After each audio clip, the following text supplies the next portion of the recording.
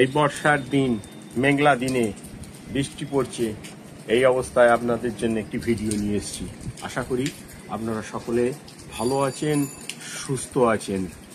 আজকের যে বিষয়টি খুব প্রয়োজনীয় দরকারি বিষয়, সেটি হচ্ছে একটি মশলা, যেটি বিদেশি মশলা বলবো। সমস্ত কিছু আমরা না জেনে কিভাবে ক্ষতি করে ফেলছি আমাদের শরীরের।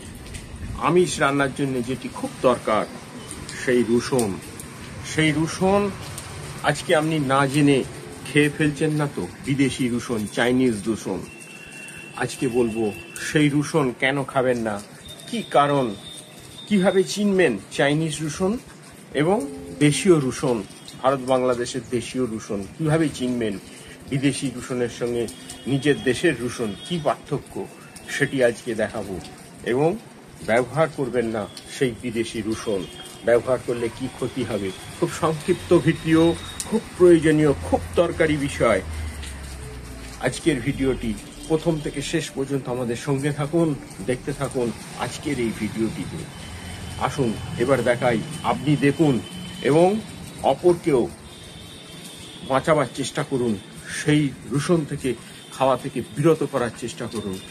চলুন এবার দেখাই, সেই রসুনটির সঙ্গে পরিচয় করাবো এবং কিভাবে চিনবেন দেশীয় রসুন এবং বিদেশি রসুন কি আছে, কেন খাবেন না, কি কারণ, সমস্ত কিছু বলবো, জানাবো আজকে।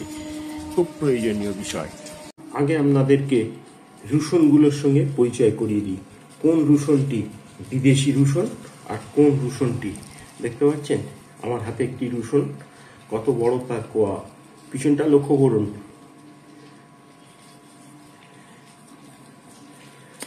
আরো দেখাচ্ছি, দেখুন এই রসুনগুলো দেখুন, কত বড় বড় কোয়া, সাদা ধপধপে রসুন, দেখতে পাচ্ছেন, পিছনটা দেখতে পাচ্ছেন, এবং কোয়াগুলো দেখুন কত বড়।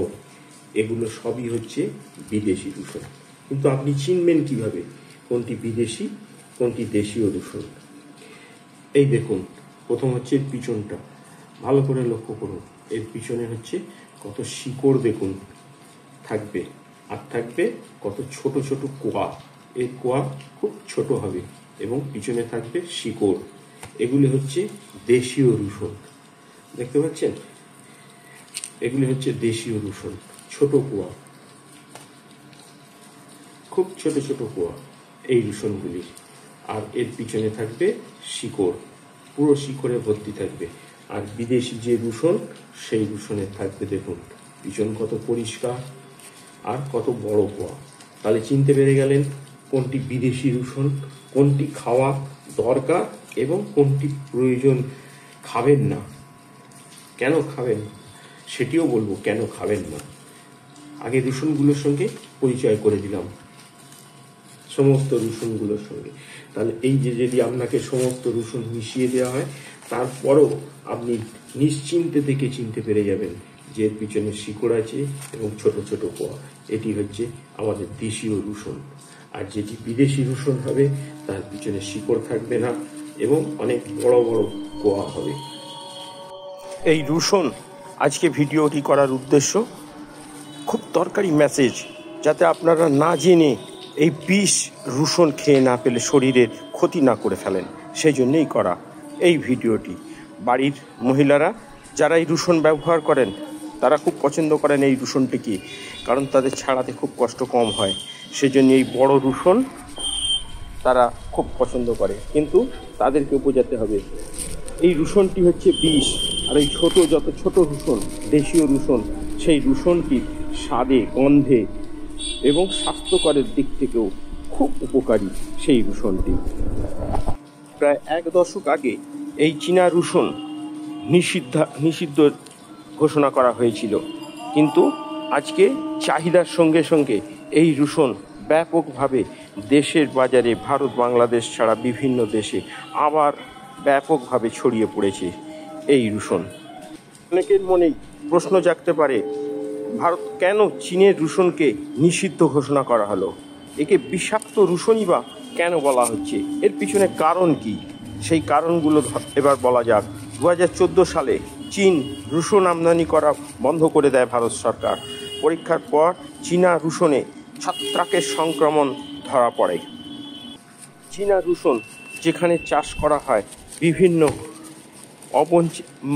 ড্রেনেজের জল এবং কোনো কারখানার বর্জ্য পদার্থ দিয়ে এই চাষাবাদ করা হয় রসুন এবং বেশি উৎপাদনের জন্যে, যার ফলে সীসা থেকে শুরু করে বিভিন্ন রকমের কেমিক্যাল এই রসুনের মধ্যে প্রবেশ করে, যা শরীরের পক্ষে মারাত্মক ক্ষতিকর।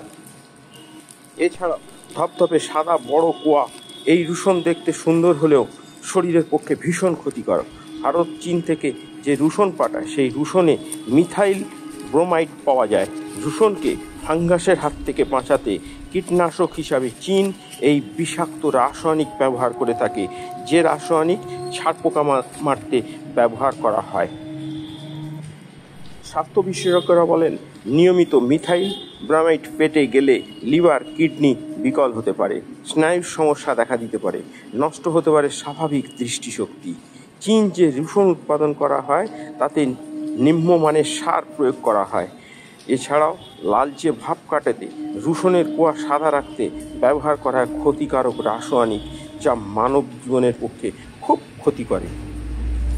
রসুনে রাসায়নিক দেওয়ার ফলে রসুনের উপকারী সবচেয়ে মানুষের উপকারী যোগ হলো অ্যালোসিনের পরিমাণ বেশ কমে গেছে চীনা রসুনে। সেই কারণেই এই চীনা রসুন খাওয়া স্বাস্থ্যের পক্ষে অনুপযুক্ত। চীনা রসুন কাঁচা নর্দমার ব্যবহৃত আবর্জনায় চাষ করা হয়, সম্ভবত মানবে বজ্র রয়েছে। পরবর্তীকালে এটি চেহারার উন্নতি করতে এই রসুনকে পরিষ্কার করতে ব্লিচ করা হয়। যুক্তি দিয়েছে যতক্ষণ না চীন রসুন সুরক্ষা গুণমান নিশ্চিত করা ততক্ষণ মানুষ ব্যবহারের জন্যে অনুমতি দেওয়া উচিত নয় এই চীনা রসুন।